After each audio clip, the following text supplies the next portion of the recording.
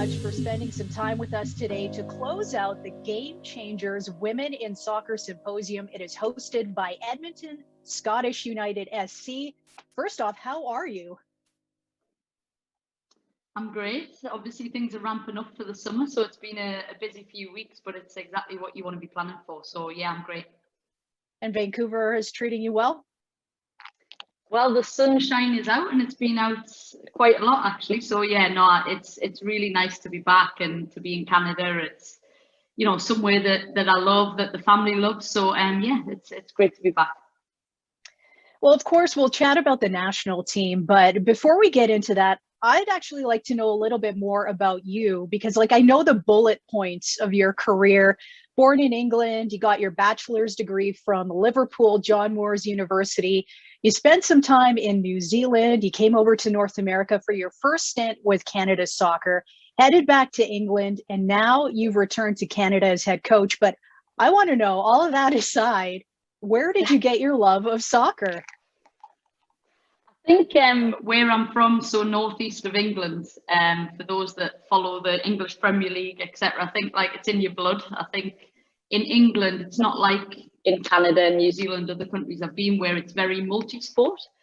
I would say England pretty much, particularly if you're a guy, it's soccer.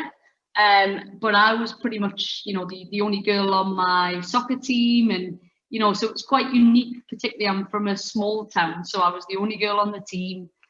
But I absolutely just loved the game from an early age. Watched it on TV.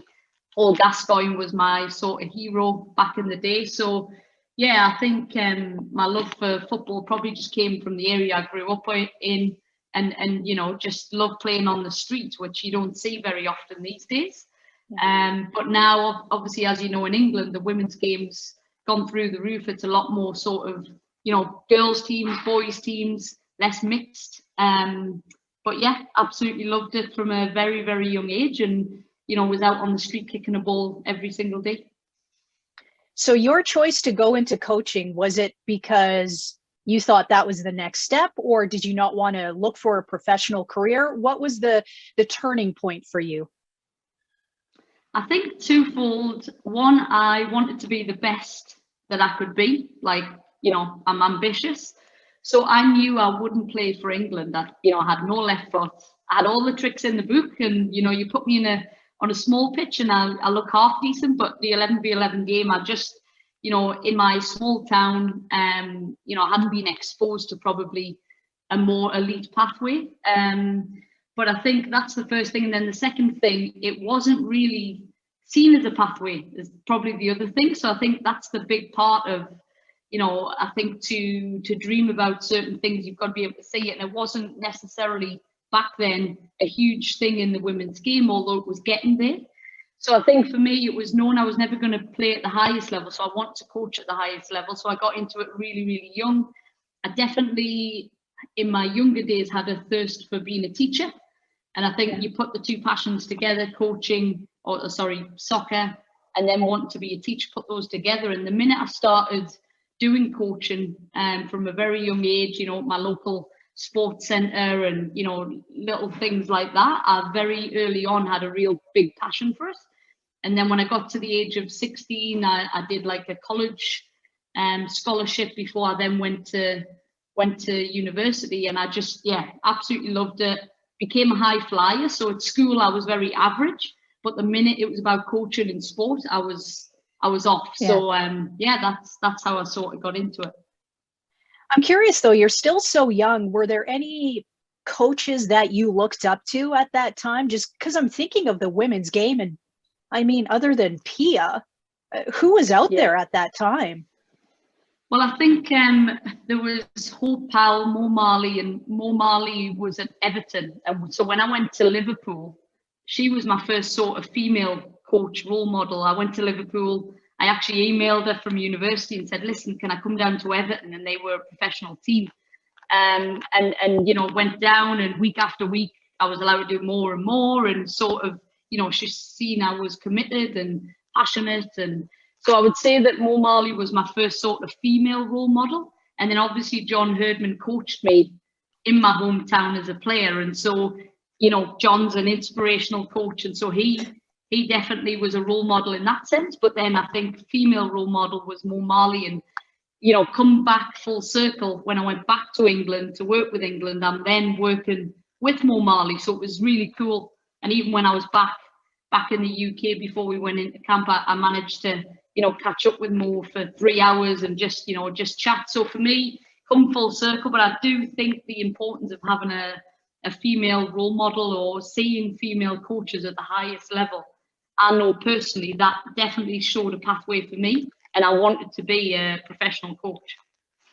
Well, so you mentioned full circle, and I think that's happened with you in Canada. So you started as an assistant, you said you went back to England, head coaching position opens up here in the Great White North. What was it that basically said to you, okay, I'm ready to take this step, I'm ready to make this team mine?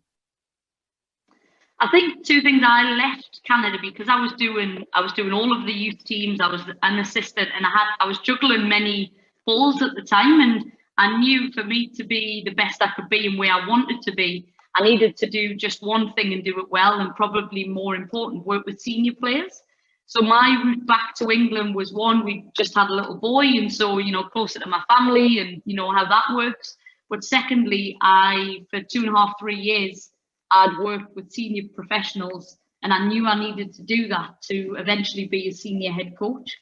So for me, when the Canada role came up, you know, I'd done the World Cup with England, things were starting to change. You know, Phil was eventually going to move on, and it just felt really perfect for me because I'd worked with a lot of the players that were with the senior team at youth level as a head coach.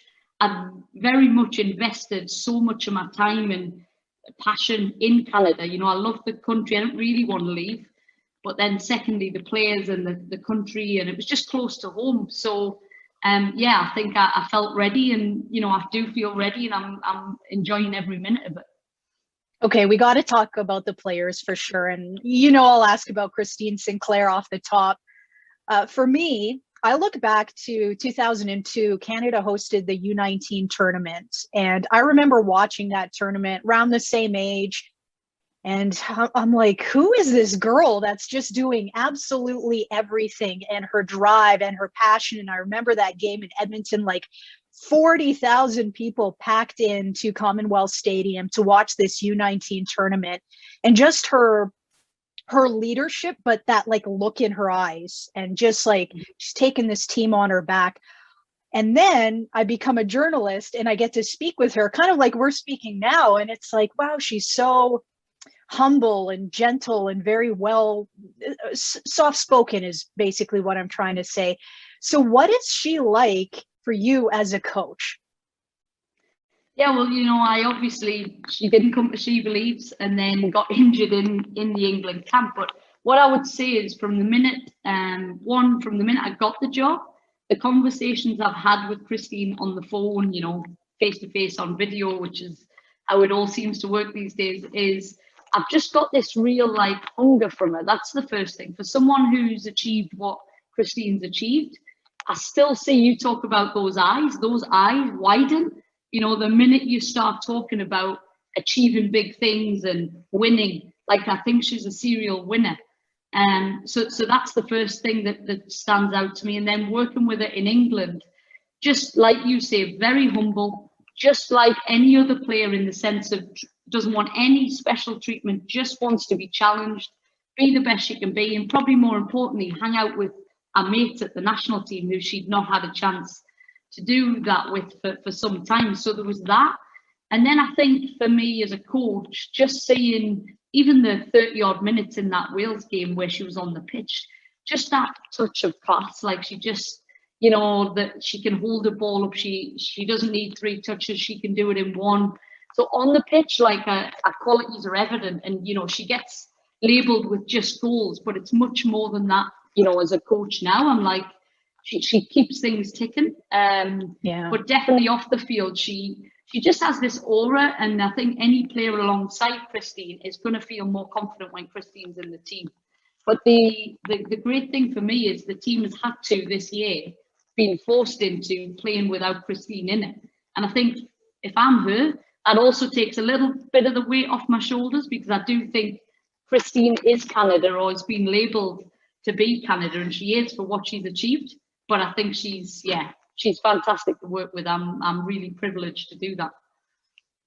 And I know the future for people, it seems scary without her, but I think if you look at the bigger picture, if she, when she eventually does leave, she has left soccer and women's sport in Canada in a better place than it was before she started. And I think that's really the biggest picture with her. Yeah, absolutely. And, I've just talked about being a coach and having to see a role model. I mean, every young kid and a lot of the players in this team now would have seen Christine and want to be Christine, and now they're playing alongside her. So she's handing that baton on, and when she's ready to do that fully, I think the team have been left in a great space without Christine, but I definitely think there's more in Christine yet. I can see that hunger, and I think she's going to have a great summer. So back in 2014, Canada hosted the U20 Women's World Cup, and a core of those players, we're seeing them essentially as your core today. So very cool to see players like Ashley Lawrence, Janine Becky, Kedisha Buchanan, Nichelle Prince, Kaylin Sheridan, Quinn, all these players graduating, and now they are your core. What can you tell me about that particular group of players? Well, you talk about the class of 92 in, the Manchester United days. They're the 95s. Like, there's a lot of 95s in this group.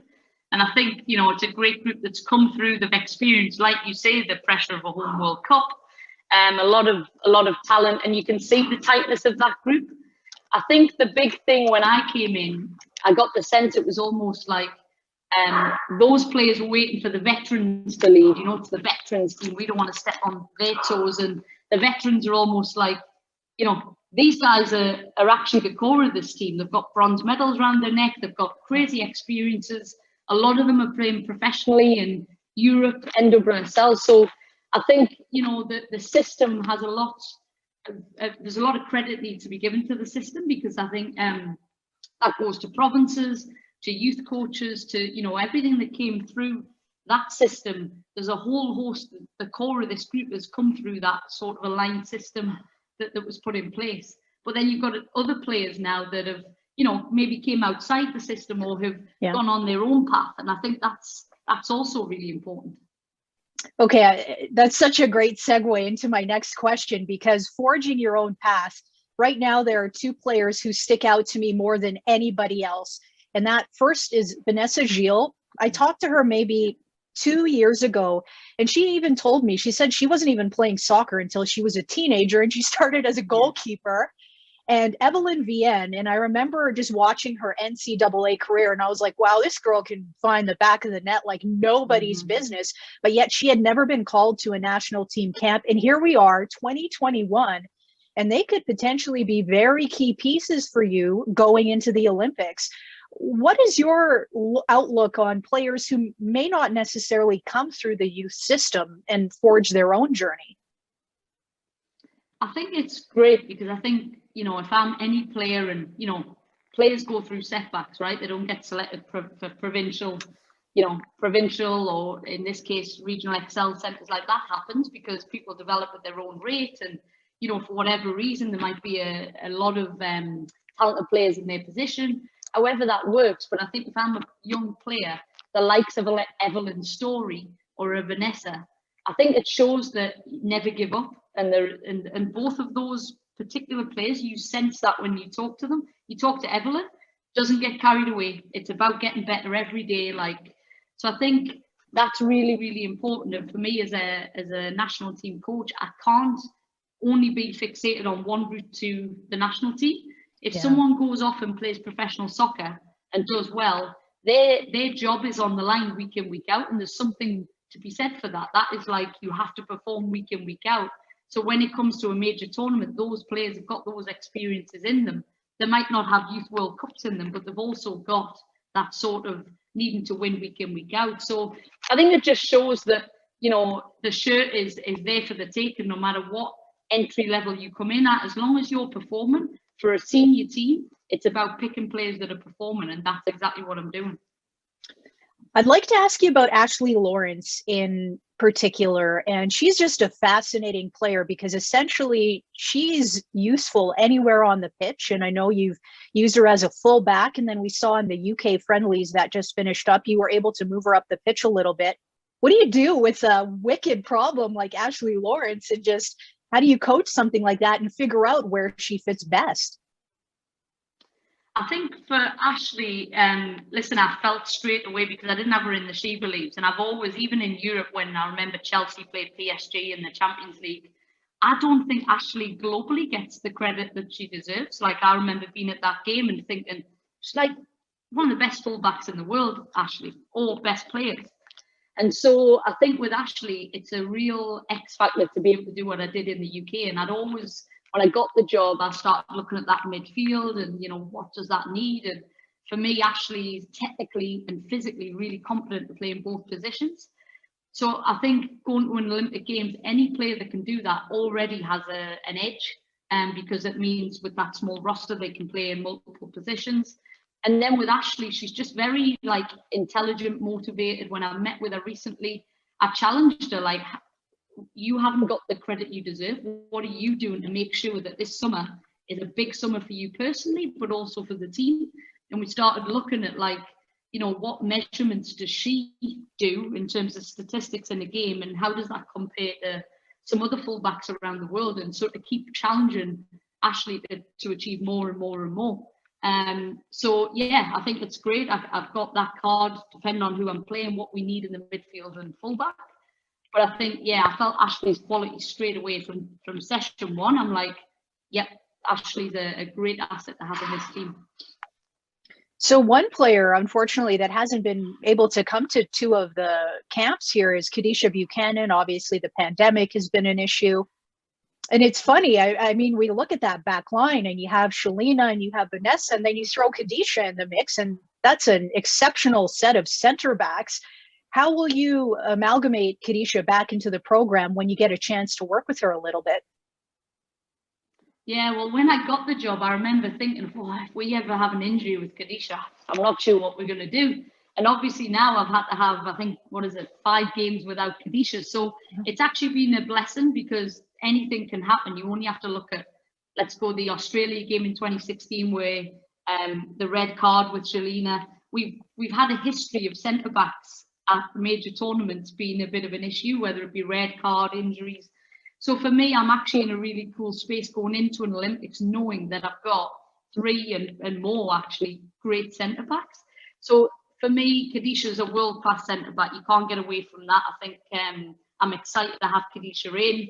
Not what only she brings on the pitch, but she's now in a sort of leadership role. We have a leadership group, and straight away I can feel she's got something to bring to the group in a leadership capacity too. So I think it's a great problem to have, you know, those particular 3 centre backs. You know, Vanessa brings that aerial presence, set plays. You know, Shalina, as you've seen recently, got some great passing ability, and then Kedisha's probably that blend. So I think all 3 will have a major part to play in the upcoming, you know, we've got some games coming up in June, and then I have to pick an Olympic team with those centre backs up for grabs. Yeah, I do not envy you to pick an Olympic roster, 18 players. What sort of body of work are you evaluating your players with? Is it a combination of national team and pro? Yes, I think I have to, because the problem is, obviously in She Believes, we'd had a lot of players who hadn't kicked the ball for such a long time. And so those NWSL, NCAA players were almost out of season, and you could see that by game 3 we were flagging. So I've definitely paid a lot of attention to NWSL, because I think physically that shows you what players are capable of, because it's a very transitional league. Yeah. The European players I've seen a lot more of because they've been in season. So I have to look at pro and the games that we've had. It's a really difficult challenge. We had a goal last week as a technical group at looking at that, and there's just so much to consider. We've had injuries that we need to assess in June. The fitness of players is massive to be able to go back to back to back to back. Unfortunately, you know, you might not be able to take your best players if they're not fit enough, and that's been the message from me from the start, is you have to be ready. So yeah, I think a lot of consideration, but I need to look at both pro and international. So of course, this is where and you talked about it, that this is where the alternates come in. So maybe they won't make your cut of 18, but they're so, so important.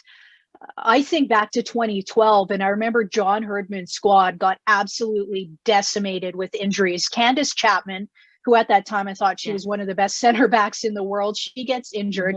It forces Lauren Sesselman to go into the middle, and I don't think she had really ever had experience playing center back. So she's playing all these minutes, and then Maria Vno comes in off the alternate list, and she plays some crucial minutes. And essentially, I mean, that catapults Canada to the podium, just the work ethic and the minutes and the blood and sweat and tears those girls put in. How important and what is that message for you to the players that may not make the cut, knowing, you know what, like you said, doors can open and they can be very big doors?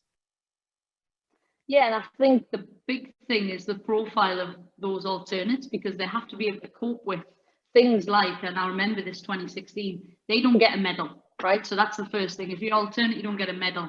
You don't have the same access as the team. So it actually is a really difficult role to fill should the door not open. And I remember I met with like England Hockey and some other teams that have had those alternate roles. And if you get it wrong as a coach, like players who can't cope with that, you know, it is different. It is a different experience. But like you say, the doors do open. So for me, I need to consider the character of the player. Do I invest in the future? Do I invest in a veteran who, you know, can maybe bring some things off the pitch with the group? So there's a whole host of things I need to consider of those four players and what the team needs, because ultimately it's about getting on the podium. But if you're an alternate player, you've got to be ready to go in and perform and help us win. So it is a difficult decision to look who is the best alternate and what could they bring to the team and what do they not take away from the team. I also have to ask you about this aspect of sentimentality, because I find we have it a lot in Canada in terms of just players for what they've done in the past and how they've helped the program in the past. And when you move on from those players, how difficult is that decision for you, just knowing the history of this women's team and the players that have been part of this, let's say, last decade? Yeah, it's really difficult because I feel like, you know, as a coach, you feel like you owe them because they've done so much for the program. I think, you know, I do believe that players know when they're coming to that point of their career, and, you know, I think it can be a two-way process, but I definitely operate on like honesty and being very upfront. And I think when you're handling a veteran or not selecting or they don't get on the pitch or whatever that looks like, I always believe the best policy is just being honest upfront, and I deal with that earlier. So, you know, I made some selection decisions and she believes, but I dealt with that quite early on. So that news wasn't sort of, you know, out of the blue. And I think I have to show them the respect. They've done so much for the country. And then, so basically right now we're in a professional period, and then we have a FIFA international break coming up. What's next for the team in terms of getting them back together and preparing for the Olympics? Because I know this is weird. I mean, I think of past Olympics, the team was able to get together for a lengthy camp and prepare, but things are, I mean, the pandemic especially has thrown everything into disarray. But what's next for the team? Yeah, you're right. I mean, we've got a lot less time. When I first came in, that was one of the first things I looked at. Like, you know, I think it was over almost 60% less contacts, because it's a good thing. Half of our players are in Europe. It's not a bad thing. But what it's meant is I've had to simplify things. I think our X factor previously was about, you know, playing loads of different formations. And I just think I had to really simplify it. So we're not together actually that much. But I think coming up, we've got a June FIFA window where we hope to have 2 matches. They should be announced, you know, in the coming weeks. So that'll be, you know, a 10-day window. And then we will come together not long after that, probably 10, 12 days off. And then we'll have a pre-camp where, you know, we'll have a training part outside of Japan, and then some fixtures in Japan leading into the Olympic Games. So again, all of that sort of working through plan A, B, C, D, E, and F because of a pandemic where everything changes at the drop of a hat. But yeah, so we'll have probably 4 games before the Olympics where we get to, you know, get our rhythm flow before that opening game against Japan. How difficult has the pandemic made you keeping tabs on your players? Because I remember when John Herdman was coaching the team, he would tell me, hey, I can drive from Vancouver to Portland or to Seattle and see my players in person. But unfortunately, we don't have that luxury right now with a closed border. How difficult has it, or has it been difficult for you to just make sure you've got eyes on everybody? And like you said, so many players in Europe right now too. Yeah, I think it is difficult. I watch as many games as I can, and I'm big on trying to stay in touch with players. So if I've watched them, I'll drop them a WhatsApp or whatever, and just great game or whatever. But there's nothing like watching a game live. And you're dead right. I came back from England, and I think Portland were playing against Seattle, and I'm like, right, I'd love to go to that game, but then it's the reality of you're 2 weeks when you return over the border. Yeah. So it's definitely made it more difficult, but at the same time, I think technology, I can get access to any game the day after, I can watch them live. So it's just not the same, but at the same time, I think what it does make you do is just watch a game as a, there and then versus live, and you've got the crowd and everything that goes with it. So it has its benefits, but I'd definitely be able to see the players. I would prefer to be able to see the players live, for sure. So coaching, I mean, we look at Canada in terms of female coaches, and you're the first female coach in over a decade. I mean, Carolina Marachi, that seems like a lifetime ago. How do you feel about being one of the first coaches in such a long time? And do you feel extra pressure? Is there more weight on your shoulders knowing that you're the lone and only right now? It actually motivates me, because I think I'd love to be a successful female coach, because I think there's a lot of barriers that female coaches have to go through. I've had it all my career where I'm the only female on a coaching course, all these sorts of things. But I do believe those challenges have actually made me more resilient, more motivated. It hasn't hindered me. It's actually probably helped me. But you do feel the pressure in the sense of I want to do well, but whether I'm a female or male, I think anybody ambitious wants to do well.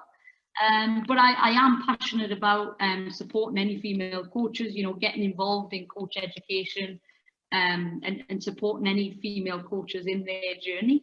But, it's not something majorly weighs on my mind, but, I'd like to be a successful female coach in this country and pave a way for a whole host of talented female coaches that we have in the system. I think a lot of them are probably going to be watching this right now, and I don't know if they feel like doors are slamming shut, because there just aren't a lot of opportunities to coach in Canada. Everybody talks about wanting a league this side of the border. What is your advice to them, and how can you just keep them positive and hopefully there will be opportunities? Yeah, I think, I definitely know in every province there is opportunities in the regional Excel system. I had a workshop yesterday with those, and we were talking about how the national team plays, and I was sharing some of my learnings and some of the tactics. So I think getting involved in the system would be my first advice, and, getting your badges and working hard. And I think you do get noticed. I think when you come together as a group, I'll be staying in touch with the system, particularly after the Olympics. You do get noticed, and then you've got youth camps, and that's been the progression. We invested previously into Homeline Moscato, Ryan Wilkinson, previous players. They were involved full time. They were assistants to me, mentored, and then when I left, they were, particularly Ryan became a head coach. So there's definitely the pathway there. But of course, in a country like England, where I've come from, you've got professional league where you again, your job's on the line week in, week out, and there's something unique about that. But I do know that Canada Soccer is committed to, particularly firstly, trying to get an NWSL team here in Canada. I think that's the first great step, because it's the pinnacle of the professional game. NWSL, English League, there's 2 or 3 leagues around the world, and that's one of them. So I think that's a great start, and that commitment's only going to, again, show the pathway for players and coaches in Canada. You mentioned Carm, Rian. I think of Robin Gale. She's also involved. Yes, Mel Booth. There's just this great graduation of players who have come in through the last, let's say, decade and a half. Do you see that happening with the group that you're coaching right now? Could you see some people moving on into coaching or technical roles? Yeah, for sure. And the other one actually that's involved is Melissa Tancredi. She's a Yes. physio or chiropractor on our team, and I was on her table in the last camp saying, "Have you ever thought about coaching?" And I'm trying to pull some more in. But yeah, definitely, I think I've already spoke to Peter and Candace Soccer around after this Olympics. Making sure that we get another player who maybe become at the end of their career on staff and involved in youth level. So yeah, I definitely think those legends we can't just sort of lose to the game. Some of them might go on to be key decision makers, professional, GMs. It's not just coaching, referees. But yeah, I think you've got the ex players, but I know I wasn't a professional player, and there's definitely a pathway if you haven't played at the highest level either. So I think it's getting that balance. But I think those players have got great experiences to bring to Canada and to help any young coaches and young players moving forward.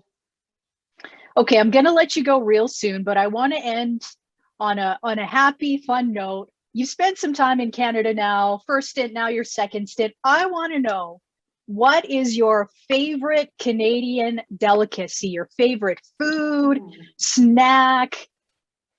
Because it's got to be something. Because I know people that come from England, they're like, they see ketchup chips and they're like, what's this? Or wait, what do you guys call them? What do you guys call chips in England? Do you call them chips? What is crisps? Thank you. Crisps. Yes. But my little boy, he was born in Canada, and so we always say chips. And so when we're in England, everyone's like chips. So yes, so that's one thing. I would say, so there's actually a tradition, having been in the youth team and now back with the seniors, that I really missed when I was in England, was game day pancakes. So like pancakes, maple syrup, fruit, yogurt, bacon, but we don't get that when we're away with the team. But I would say that's definitely a big delicacy, if you want to call it, that I love here in Canada. Wait, does your little boy have a Canadian accent, or does he have an English accent? A bit mixed up. He's a bit mixed up because I'm obviously English. My wife is a Kiwi. He was born in Canada. He's lived in England. We're back in Canada, so I have no idea what accent he's going to end up with, but he's got a bit of a blend at the moment. So he's a true Canadian then, because we are a mosaic here, so he fits in. Absolutely. Yeah. Oh, that's amazing, Bev. Well, such a pleasure to catch up with you. I know you have a lot on your plate. This is such a chaotic, over a year now. Like, this has just been so weird for everyone. But to see the team finding success, this last set of friendlies in the UK was fantastic. And just best of luck. Thank you so much for joining us. It's been a pleasure talking to you, and best of luck going into the Olympics. You got to know everybody here is going to be cheering for you. Thank you very much. Appreciate that.